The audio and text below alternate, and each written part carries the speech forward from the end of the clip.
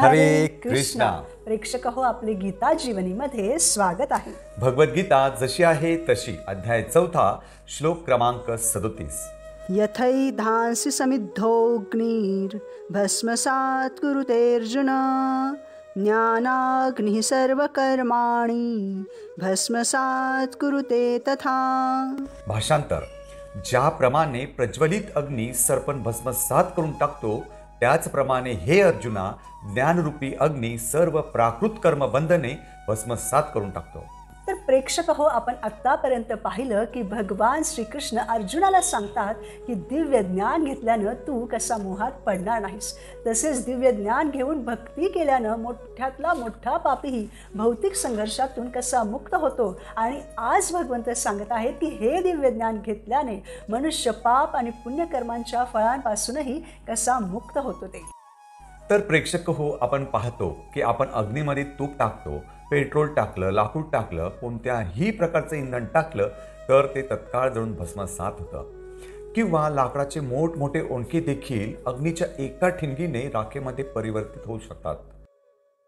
त्याचप्रमाणे भगवंतांनी जे दिव्य ज्ञान म्हणजेच आत्मा आणि परमात्मा आणि त्यांच्यातील संबंधाचे जे परिपूर्ण दिव्य ज्ञान आपल्याला दिलेलं आहे, तेही अग्नीप्रमाणे आपल्या सर्व कर्मांच्या फळांना, मग ते पापकर्म असो की पुण्यकर्म, त्यांच्या सर्व फळांना जाळून भस्मसात करते. इतके हे दिव्य ज्ञान शक्तिशाली आहे. मग कोणी म्हणेल की या ज्ञानाद्वारे तर पापकर्मांची फळे नष्ट व्हायला हवीत, पुण्यकर्मांची फळे का बरं नष्ट होतात? उदाहरणार्थ, एखादी आई बघते की आता रात्र झाली आहे, तिचं मूल खूप वेळ खेळत आहे आणि आता त्याला रात्रीचं जेवण देऊन झोपवणं गरजेचं आहे, कारण त्याला दुसऱ्या दिवशी शाळेत जायचं आहे म्हणून. आता त्याचं खेळणं थांबवावं लागेल, पण मग त्यामुळे ते मूल रडतं. परंतु आई जे करत असते ते त्या मुलाचा हिताचंच असतं. त्याचप्रमाणे आपण या संसारात पाप पुण्याच्या फळांमध्ये अडकतो. आपण हे समजून घेत नाही की या फळांमुळेच तर आपण फसत आहोत. परंतु पाप पुण्यांची जी फळं आहेत ती जेव्हा संपतील तेव्हा काहीच शिल्लक राहणार नाही. मग जेव्हा या संसारामध्ये काही शिल्लकच राहणार नाही, तेव्हा सर मनुष्य भगवत धामात परत जाईल. त्यासाठीच ज्ञानाग्नी हवा आहे. आता या कर्मांमध्ये पापकर्म आणि पुण्यकर्म म्हणजे काय हे बघू. तर प्रेक्षक हो, आपण सर्वच जण ही गोष्ट मान्य करतो की आपण सर्वच जण थोड्या फार प्रमाणामध्ये या जीवनामध्ये संघर्ष करीत आहोत. उदाहरणार्थ, कोणी आरोग्याच्या, कोणी मनःशांतीच्या, कोणी समाधानाच्या, कोणी नातेसंबंधांमधील आपुलकीच्या, कोणी आर्थिक सुबत्तेच्या इत्यादी अनेक गरजांच्या अभावांनी त्रस्त आहे.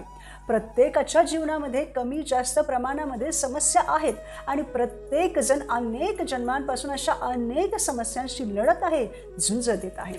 पण असं का?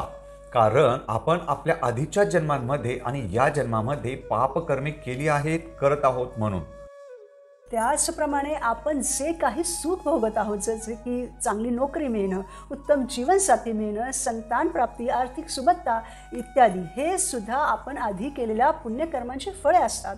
अशा प्रकारे आपण अनेक जन्मांपासून भगवंतांना जाणण्याचा प्रयत्न न केल्यामुळे, जीवनाचं ध्येयच न समजल्यामुळे अशा अगणित पाप पुण्याच्या कर्मांच्या फळांना एकत्रित केलं आहे की ज्याची त्रासदायक किंवा सुखकारक फळे आपल्याला पुन्हा पुन्हा या भौतिक जीवनामध्ये घेऊन येतात.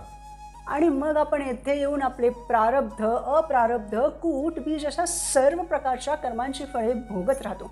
आता या चालू जीवनामध्ये आपण जे काही सुखदुःख भोगत आहोत ती आपल्या प्रारब्ध कर्मांची फळे आहेत. अप्रारब्ध किंवा संचित कर्म म्हणजे ज्या ज्या कर्मांची नोंद चित्रगुप्तच्या वहीमध्ये होते, ही आपल्या आधीच्या अनेक जन्मांमधील कर्मांची फळे असतात की जी काही बीजाच्या रूपामध्ये असतात. वेळ येता असती या जन्मामध्ये किंवा पुढील जन्मामध्ये फलित होतातच. अशा प्रकारे प्रकृतीचे नियम खूप शक्तिशाली आहेत. केलेल्या कर्मांची फळे पिच्छा सोडत नाहीत. आता ही सर्व पापकर्मे आणि पुण्यकर्मे आपल्याकडून का होतात हे पाहू. कारण आपल्याला भौतिक इच्छा असतात म्हणून.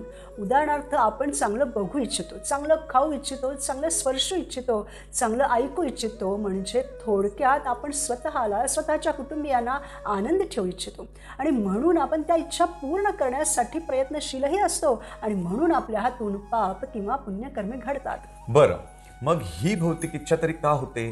कारण ही भौतिक इच्छा करण्याची प्रवृत्ती आपल्या सर्वांमध्ये नैसर्गिकरित्याच असते म्हणून. आणि अशी प्रवृत्तीच का असते तर अज्ञानामुळे.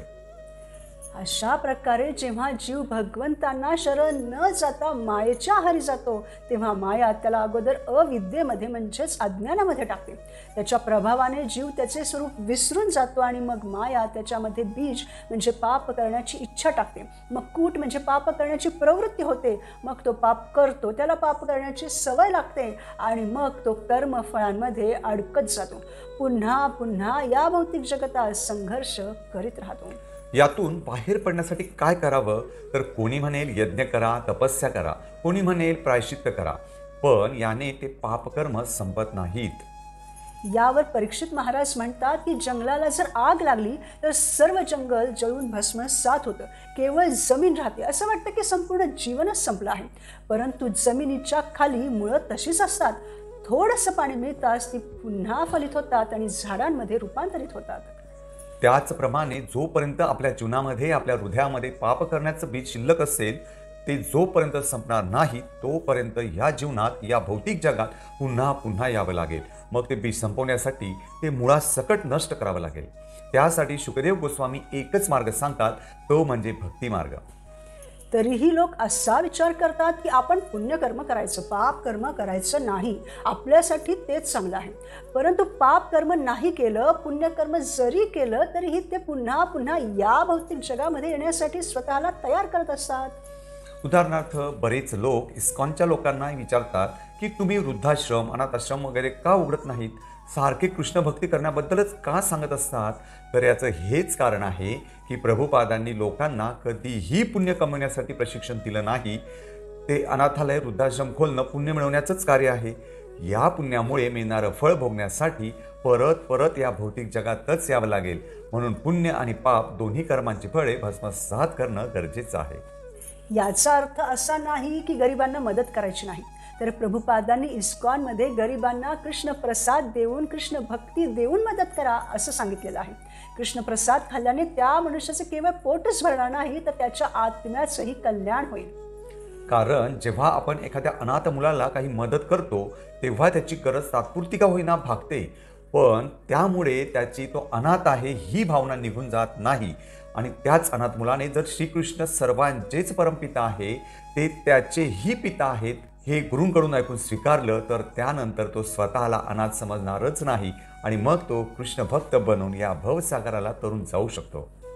म्हणून केवळ एखाद्याचं पोट भरणं किंवा त्याला शिक्षण देणं हे खरं कल्याण नाही, तर आत्म्याचं कल्याण करणं हेच खरं कल्याण आहे. कारण त्यामुळे तो जीव या जन्म, मृत्यू, जरा, व्याधीच्या चक्रातून कायमचाच मुक्त होऊ शकतो.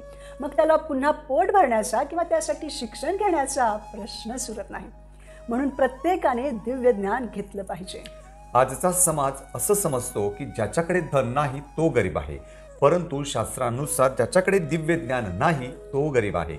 मग कोणी कितीही श्रीमंत असो, कितीही प्रसिद्ध असो, पण तो जर त्याचा श्रीकृष्णांशी असणारा शाश्वत संबंध जाणत नसेल तर तो सर्वात मोठा गरीब आहे. भगवंत स्वतः भगवद्गीतेत सांगतात की तू जे काही करत आहेस ते माझ्यासाठी कर, तेव्हा तू कर्मबंधनापासून मुक्त राहशील.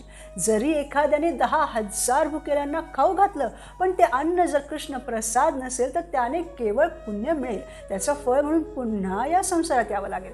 आणि म्हणून आपण जे काही करायचं आहे ते भगवंतांना समर्पित होऊन त्यांच्या सेवेसाठी त्यांची सेवा समजून केलं पाहिजे.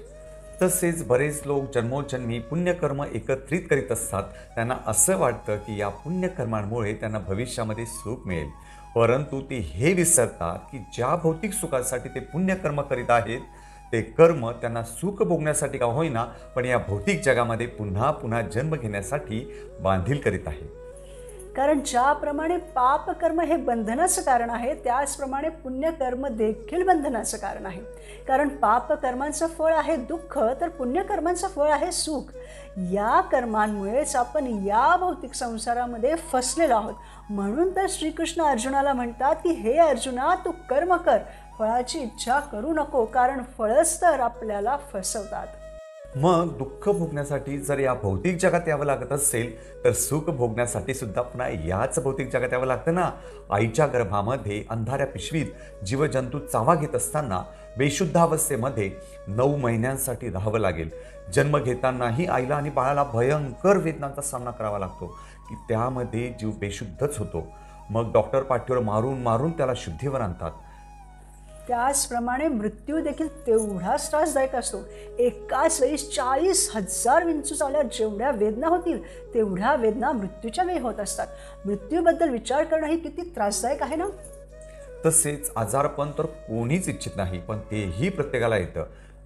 कोणीही वृद्धत्व इच्छित नाही, परंतु प्रत्येक जण वृद्ध होतच असतो.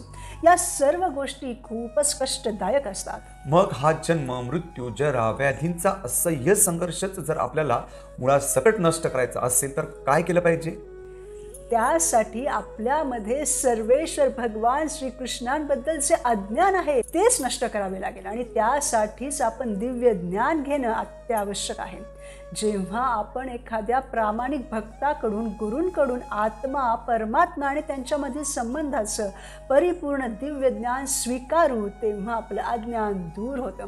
पाप कर्मांची, पुण्यकर्मांची फळं ही नष्ट होतात आणि मग आपली इच्छा करण्याची प्रवृत्ती, इच्छा, कर्म, कर्मफळे सर्व काही आपण भगवंतांच्या सेवेमध्ये लावून जन्म, मृत्यू, जरा, व्याधींपासून कायमचे मुक्त होतो.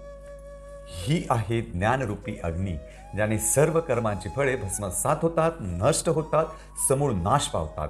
हे खूप शक्तिशाली प्रक्रिया आहे. हे दिव्य ज्ञान जेव्हा आपल्याला मिळेल तेव्हाच तर आपण छोट्या छोट्या गोष्टींना सोडून परमधामाच्या मार्गाला लागू, परमधाम, परम भगवंतांना प्राप्त करू आणि त्यानंतर परमानंद, परमसुख प्राप्त करू. हे ब्रह्मसुख आहे आणि त्यासाठी भगवद्गीतेच्या प्रत्येक अध्यायामध्ये, प्रत्येक श्लोकामध्ये भगवंत आपल्यासाठी काय सांगतात हे समजून आचरलं पाहिजे. हे खूप खूप महत्त्वाचं आहे. जेव्हा आपण आपल्या जीवनाला या दिव्य ज्ञानाप्रमाणे चालवण्याचा प्रयत्न करतो तेव्हा आपण भगवंतांचे अंश आहोत. भगवंत आपले स्रोत आहेत आणि अंशच असण्याच्या नात्याने आपण त्या भगवंतांप्रती आभार प्रकट करणं आणि त्यांची सेवा करणं हा आपल्या जीवनाचा उद्देश आहे हे आपल्याला समजतं. हा या विज्ञानाचा परिणाम आहे.